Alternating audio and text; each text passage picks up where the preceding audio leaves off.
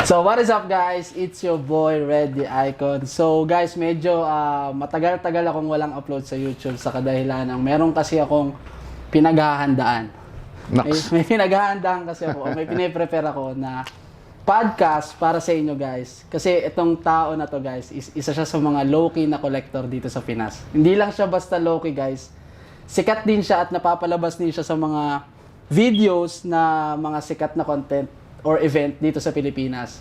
And isa siyang title holder ng most expensive outfit sa Manila Sneaker Expo. So guys, let us all welcome Attorney.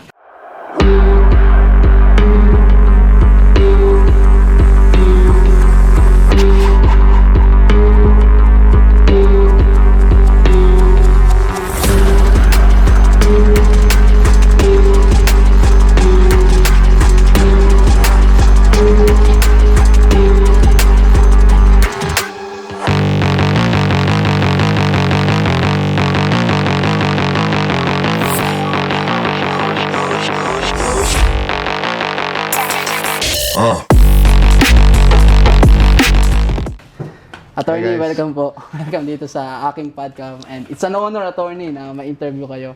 Isang karangalan rin na Rami. Red Icon. So thank you so much, Attorney. Sino po ba si Attorney Lino? Okay, isa akong doktor. Hindi lang. Okay, obviously I'm a lawyer. I'm the managing partner of a law firm based in BGC. I'm also a sneakerhead. Yeah. Pero bago sa lahat, I am husband to a gorgeous wife and father to two beautiful kids. Yun yung pinaka-importante. So dun sa mga nasabi nyo, Attorney, follow-up question ko lang is paano nyo siya na-handle yung oras nyo bilang isang sneakerhead, isang maging husband material, yung lalo na sa law firm nyo, paano nyo siya napagsasabay-sabay? Yun, walang tulugan. No. Of course, when I'm at work, trabaho talaga. I try my best not to bring work home, but syempre, hindi naman nangyayari yun parate. So, challenge talaga. What happens is, of course, kailangan ko bumawi sa family ko. Yes, So, I make it a point at least once or twice a week na family time kami. And then, pag libre, dadaan ako dito kay Jonas, magpapabudol. Chismisan. Chismisan, yan. Favorite natin yung mga chismisan yan. Pero yun, sometimes, pero yung sinabi kong di nakatulog, totoo yan na minsan kasi sometimes magpapaisip ako, titingin ako sa yung mga... Doon na papasok yung sapatos. Yun. Kung ano yung next na. na. Biglang may message kay Jonas ng mga alauna. So yun, Attorney. So dahil na open up to yung sapatos na hindi ka nakakatulog, anong sapatos ang pipiliin nyo, ano bang pwedeng mabudol. So Attorney, question ko lang is, bago po kayo mapasok sa sneaker community, ano po ba yung hobby nyo before, bago kayo mangolekta ng if you know na pair? If you know na pairs, hanep Okay,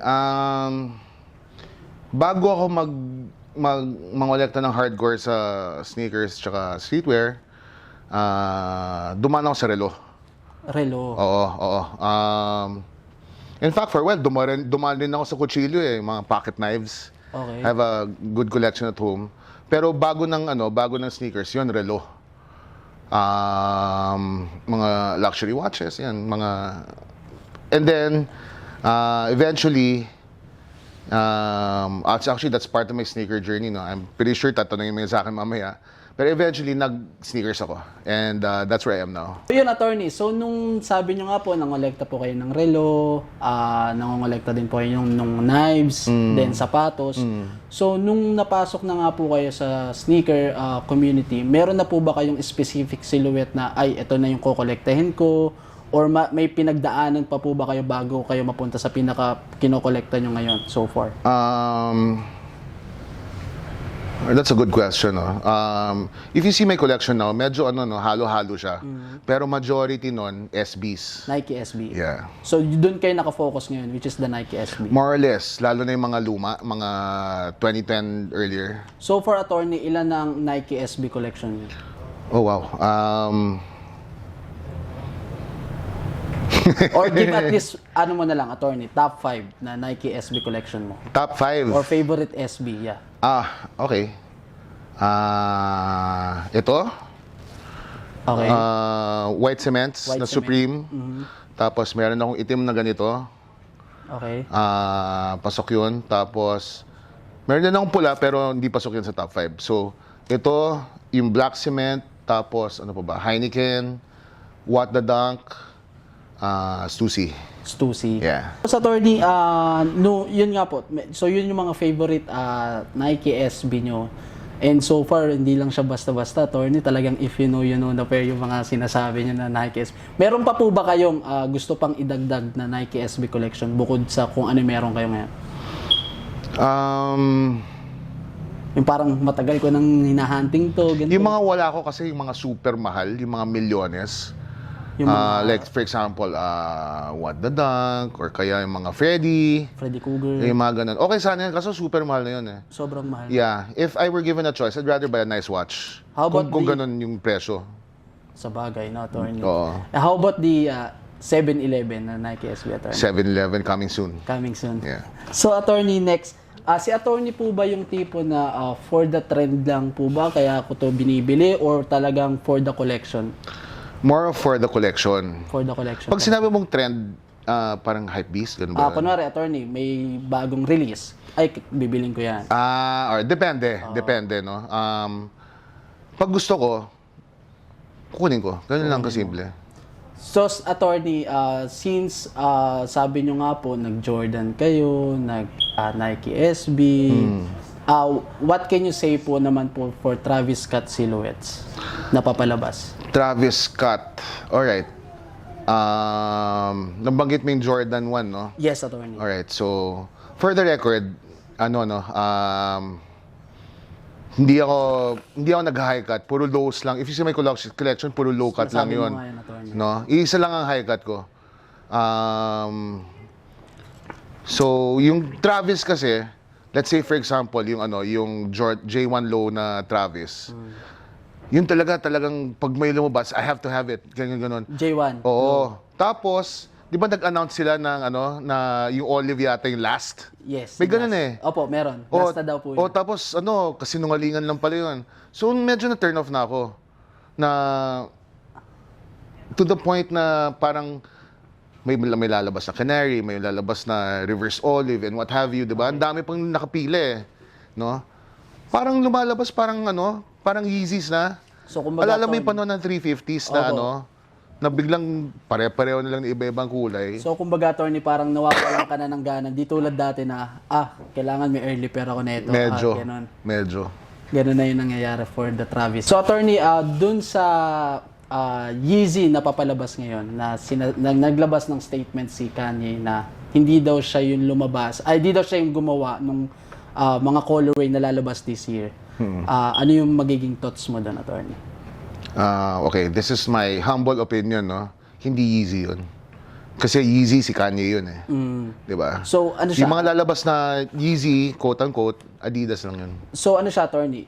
Irarock po pa rin po ba siya or hindi ka na bibili ng mga ganong... Ako? Opo. Taon na ako hindi nag-Yeezy. Sabagay, more on focus ka na talaga sa Nike SB, Air Force One. Air Force Ones. Well, halo-halo ako eh. Dami kong mga New Balance, di ba? Yung mga may Asics ako, gano'n. Pero Yeezys matagal na. Pinakahuli kong Yeezy is mga foam runner pa yun eh. Foam runner pa. Foam runner o Sobrang kaya tagal. slide, mga ganyan. Yan. Yun na lang yung mga ko. So, attorney, last question about naman sa sneakers. If bibigyan ka ng isang sapatos na pwede mong suotin habang buhay, ano to? Habang buhay. Pero pwede akong bumili ng ilang pairs ng ganon. Pwede, attorney. Gets mo? Sige, pwede.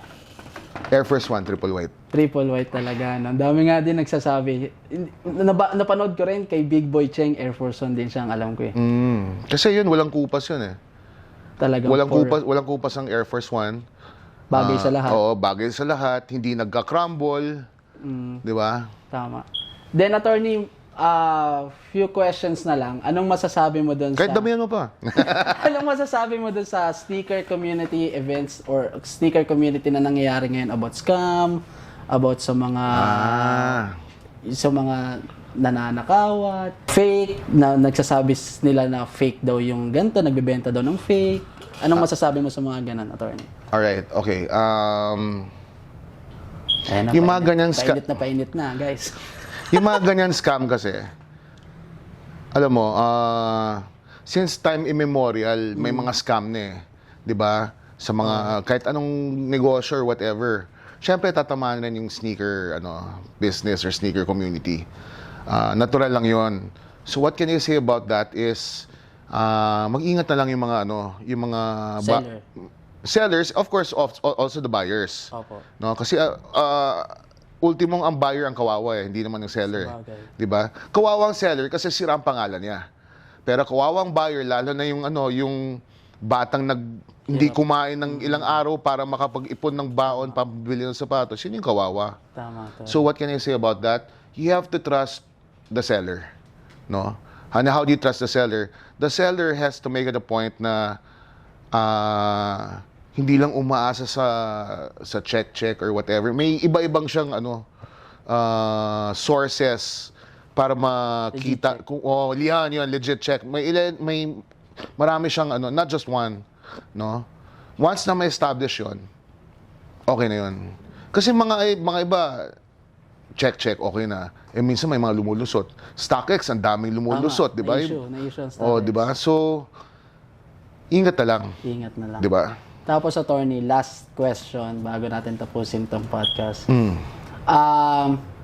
Since na-experience na natin to pareho, attorney, anong masasabi mo sa mga nambabash online? Sa mga nababash. Okay.